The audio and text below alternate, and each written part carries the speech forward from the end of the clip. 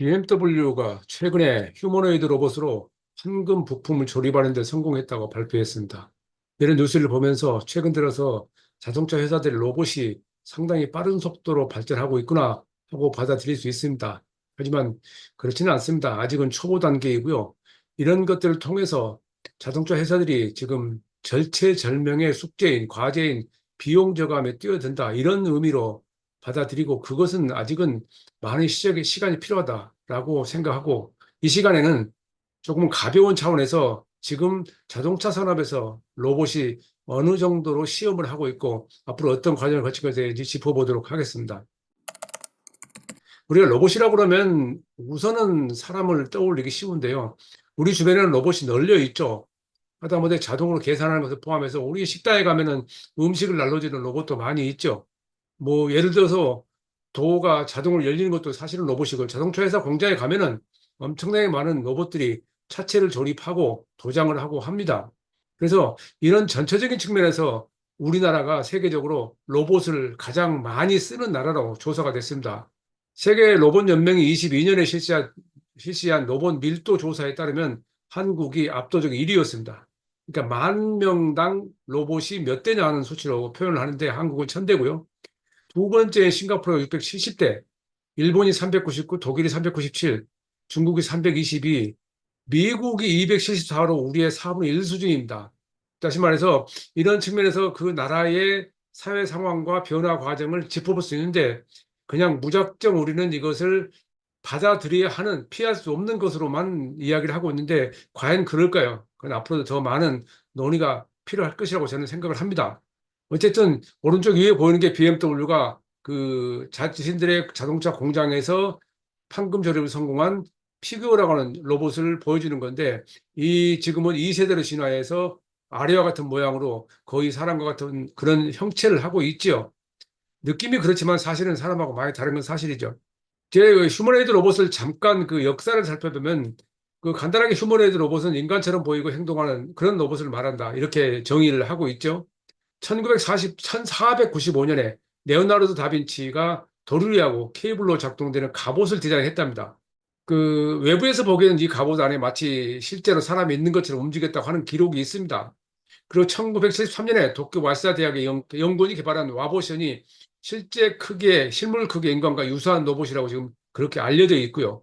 그리고 2011년에 미국 국방부 국방고등연구계획국 우리가 나알파라고 그러죠. 여기에서 휴머노이드 로봇을 본격적으로 연구 시작했답니다. 이 미국의 국방고등연구계획국은 다르파는 자율주행 분야에서도 상당히 많은 공헌을 했고 여기에서 개발된 자율주행 기술이 지금 세계로 많이 펼쳐지고 있고 그걸 근거로 전 세계 많은 자동차 회사들이 자율주행 기술을 개발하고 있죠. 물론 그것도 용어도 정확히 해야 됩니다. ADAS, Advanced Drivers Assistance System, 그러니까 첨단 운전자 보조 시스템을 해야 되는데 저를 포함해서 일반적으로 우리 미디어들은 그냥 자율주행으로 설명을 하고 있습니다. 어쨌든 로봇으로 돌아가면 다시 2013년에는 나사 중심으로 그 로봇을 개발을 하고 있고 이제 일반적으로 제가 이 직업을 통해서 이 휴머노이드 로봇을 처음 접했던 것은 21세기 초로 기억되는데 혼다 아시모가 있었고요. 우리나라도 카이스트가 슈브라는 로봇을 개발했고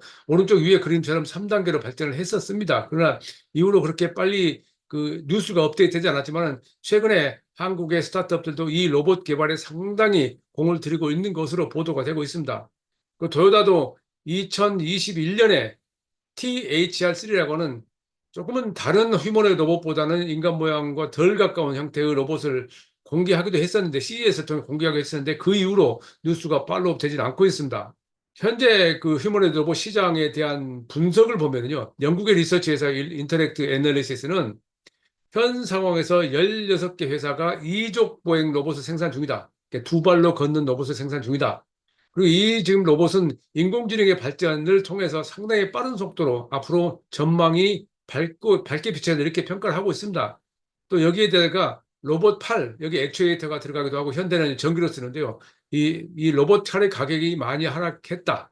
그리고 블루칼라 노동자, 힘을 써야 하는 노동자들이 부족하기 때문에 그것을 대체하기 위해서 이 휴머노이드 로봇은 필요하다라는 쪽으로 분석을 하고 있습니다. 또 세계적인 투자인의 골드만삭스도 휴머노이드 로봇 시장 2035년에 380억 달러가 될 것을 전망을 했습니다. 마찬가지로 AI가 이 휴머노이드 로봇 발전을 추동한다라고 말을 하고 있죠.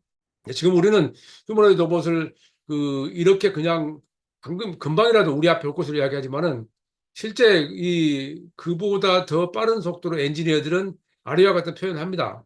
로봇공학계에서는 미친 시대다. 이렇게 빨리 영성을 얻게 될 줄은 예상하지 못했다. 엔지니어들은 이런 얘기를 많이 합니다. 인공지능도 그랬었고요. 모든 분야에서 어떤 새로운 기술이 나오게 되면 굉장히 좀 과대 포장하는 경우가 많이 있었습니다. 그러나 많은 경우 그런 것들이 시간이 지나면서 현실에서 어려움을 겪게 되는 거 많았죠. 그러나 지금은 자동차 산업 측면에서 본다면은 생산비 절감을 위해서 필요한 것은 인건비를 절감해야 되고 인건비를 절감하는데 가장 필요한 것은 로봇이다라는 쪽으로 결론을 내리고 있는 것 같습니다. 현 상황에서 자동차 회사 또 레거시 자동차 회사들 전 세계 중국을 제외한 레거시 자동차 회사에서 이 휴머노이드 로봇에 대한 뉴스를 업데이트하고 있는 회사는 위에 보이는 네 개입니다. 테슬라 옵티머스죠. BMW는 피규어라는 회사에서 받아들인 거고요. 메르세데스 벤츠는 앱트론이라는 회사에서 받아들인 아폴로. 현대차는 보스턴 다이나믹스 자회사죠. 보스턴 다이나믹스의 아틀라스를 지금 공장에 적용하기 위해서 이 실험을 하고 있습니다. 물론 우리에게 가장 잘 알려진 것은 테슬라의 옵티머스죠. 이미 여러 차례 소개됐지만 사실 테슬라 옵티머스는 시간이 길진 않죠. 등장한 지 얼마 몇 년이 안 됐어요. 근데 처음 등장했을 때는 이쪽 보행이긴 마찬가지인데 한 발로 서는 모양을 공개했었고요. 그 다음 단계에서는 계란을 짚는 모습을 공개했을 때 그때 중요하게 강조했던 것은 손가락이 5개였다. 5개다라는 점이었습니다. 그 전까지는 손가락 3개였습니다. 근데 그만큼 디테일한 것을 할 수 있다라는 것을 이야기하고 있는 거고 가운데 있는 사진처럼 옷을 접는 모양을 공개하기도 했습니다. 근데 단순히 우리가 항상 그렇지만 이런 식의 단편적인 사진만 보게 되면 야 금방이라도 모든 것이 해결될 것이라 하는데 우선 뭐 여러 가지 여러분도 아시겠지만 이 로봇 안에 탑재되는 배터리 용량이 얼마나 가능할까요?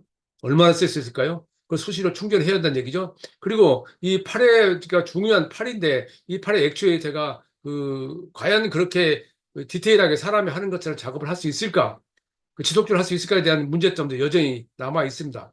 어쨌든 테슬라는 내년에 공장에서 1,000대 정도로 가동하겠다라고 이야기를 했고요. 또 테슬라는 공장용 말고도 인간들이 사용하는 이족 로봇, 휴머노이드 로봇도 계산을 염두에 두고 있는데 2030년에 넘어가면 약 10억 대 로봇이 판매되는데 그중 10%가 테슬라 제품이다. 그래서 대당 2만 달러 가격으로 1조 달러 수익을 올릴 것이다. 이게 결국은 주식을 끌어올리기 위한 발언이기는 한데 어쨌든 현 상황에서 휴머노이드 로봇의 가격은 약 10만 달러 정도로 알려져 있습니다. 그 5분의 1 가격으로 만든다는 거죠.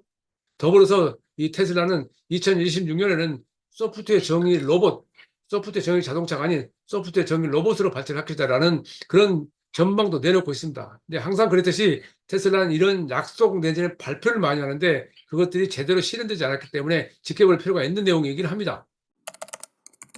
그리고 현대차 그룹은 보스턴 다이나믹스에 인수하면서 상당히 빠른 속도로 로봇 산업에 뛰어들었습니다. 그리고 아틀라스란 이족 보행을 선보이고 있습니다. 말씀드렸듯이 유압 대신 전기를 사용해서 한다는데 기술적인 내용을 제가 말씀드리는 수는 없겠는데요. 현대차의 설명에 의하면 전기 모터를 쓰게 되면 로봇의 덩치와 중량, 소음이 줄어든답니다. 또 민첩성도 높아진다고 합니다.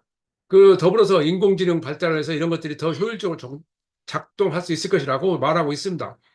현대도 물론 생산 라인에 투입할 예정인데 그 아래쪽에 보이신 사진처럼 이 현대차 그룹이 CES 발표한 그런 사진인데요. 단순히 이족 로봇이 아니고 사족 로봇도 있고 다양한 형태의 로봇에 대한 미래를 제시하고 있습니다.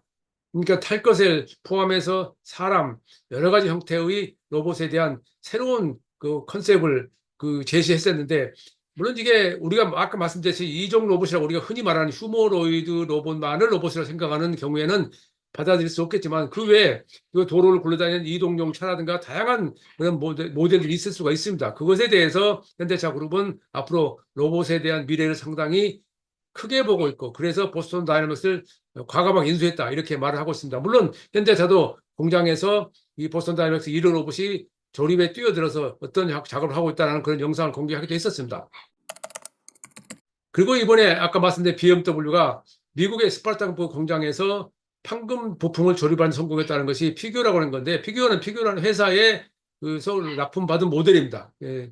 이게 피규어 1부터 시작하고 지금 피규어 아래 보이는 사진, 피규어 2가 지금 이 시험을 하고 있는데, 기존 모델보다 3배 더 강력한 처리 능력, 예, 항상성 음성 통신, 그러니까 이 명령을 하고 받아들이는 것이 필요하겠죠. 더 나은 센서, 그러니까 카메라라든가 마이크 센서 이런 것도 필요하고, 고성능 배터리, 작동 시간을 길게 하기 위해서 그렇고, 또 손의 방향 작동성 상당히 중요하죠. 16방향으로 자유롭게 이동했다 움직일 수 있다라고 그러는데, 어쨌든 BMW를 크게 봐서는 독일 메이커들 그렇듯이 아이팩토리 디지털 공장을 통해서 미래의 생산성 효율을 높이고 있고 생산비 저감을 노리고 있는데, 거기에 하나로서 휴머노이드 로봇을 지금 실험을 하고 있는 겁니다.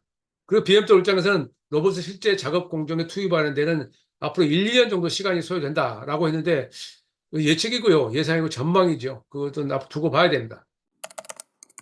그리고 메르세데스 벤츠는 앱트로니카 회사에서 아폴로라고 하는 이종 로봇을 지금 받아서 지금 실험을 하고 있는데, 같이 실험을 하고 있는데, 헝가리 공장에서 테스트 중입니다. 여기도 마찬가지로. 이제 당장이 그 아주 간단한 작업으로 구성된 이 작업만 하고 있습니다. 예, 우리가 이것을 그냥 그 동영상 본다고 해서 모든 걸 다 할 수 있다고 생각하면 안 되고요. 인간처럼 직관적으로 모든 것을 알아보고 할 수는 없습니다. 명령에 의해서만 그 받아들여야 되는데, 그것을 인공지능을 통해서 한다 그래도 그것이 어떻게 될지는 아직 많은 시간이 필요하죠. 근데 그럼에도 불구하고 메르세데스 벤츠는 올해 안에 아폴로 로봇의 다음 버전을 100대 정도 만들어서 공장에 투입하겠다. 생각보다 빠른 속도죠. 그 벤츠 생각도 이 분야의 승자와 패자가 생산성에서요 로봇이 좌우할 거다라는 제 생각을 발표하기도 했었습니다. 그리고 또 하나 우리 주목을 끄는 것은 중국 자동차 로봇인데요. 여기도 많은 로봇들이 공장에서 실험을 하고 있습니다. 지금 보이시는 것처럼 다양한 사진들을 공개하고 있는데요. 대부분의 메이커들은 루비테크 로보틱스라는 회사와 공동으로 이 로봇을 개발하고 있습니다. 그래서 중국의 지리자동차의 지커 브랜드, 제일자동차 그룹, 등풍자동차 등이 실험을 하고 있습니다. 니오도 화웨이 OS를 사용한 휴머노 로봇을 지금 실험을 하고 있습니다. 모두 다 시험 단계입니다. 우리가 이제 여기서 조금 그 설명이 필요한 게, 로봇의 구조가 그렇게 간단치는 않죠. 프레임이 있어야 되고, 모터하고 액추에이터 있어야 되고, 다양한 센서가 있어야 되고, 제어 장치가 있어야 됩니다. 또 그 감각을 피드백할 수 있는 장치도 필요하고요. 소프트웨어에서도 컴퓨터 뷰전이고 자연어 처리가 필요하고, 기기학습, 모션 플러닝, 그러니까 인공지능이나 우리가 지금까지 자율주행 등에 사용됐던 많은 것들이 같이 포함됩니다. 작은 덩치이지만 필요한 것은 많다는 얘기죠. 그래서 그만큼 비용이 높습니다. 그래서 그것이 문제점을 지적되고 있고, 또 유지 보수가 간단치는 않다는 것이 이 로봇을 연구하는 사람들 이야기입니다.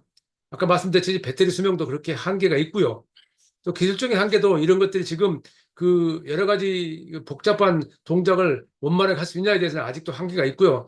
더 나아가서 법적으로 윤리적으로 해결할 문제가 있습니다. 여기서는 거기까지 모두 다할 수는 없는데, 어쨌든 그런 점에서 제가 지난달인가요, 코엑스에서 개최했던 모빌리티 전에 가서 군수 업체에서 이 로봇을 전시하고 있었는데, 그때 그 담당자는 이종 로봇보다는 사족 로봇, 현대자동차가 보스턴 다이내믹스 통해서 우리가 선보였던 로봇 개라고 선보였던 그 사족 로봇이 훨씬 효율적이고 작업도 잘 되고 안정적이다라고 말하고 있었습니다. 그래서 군사적인 측면에서는 이족 로봇보다는 사족 로봇에 더 많은 비중을 두고 있고, 그쪽으로 개발하는 것에 힘을 쓰고 있다고 말을 한 걸 들었습니다. 네. 지금 여기서 제가 아주 복잡하게 전문가처럼 엔지니어처럼 설명을 할 수는 없는 거고요. 그냥 자동차 전문 기자의 입장에서 자동차 산업에서 로봇이 어떤 형태로 등장하고 있는가라는 정도의 초보적인 지식을 전달해 드렸습니다. 어쨌든 모든 일이 그렇듯이 저항은 있죠. 저항이 있고, 그것이 모두 다 또 발전돼 성공한다는 보장도 없죠. 그러나 지금 알 수 있는 것은 전 세계 모든 비즈니스가 전혀 다른 형태로 바뀌어가고 있고, 그 바뀌는 상황에서 다양한 기술이 등장하고 있는데, 그 중에 하나가 로봇이고, 로봇이 과연 자동차 공장에서 원활하게 자리를 잡을 수 있을지, 포지션을 할 수 있을지 지켜볼 일입니다. 최영석의 글로벌 인사이트, 다음 시간에 뵙겠습니다.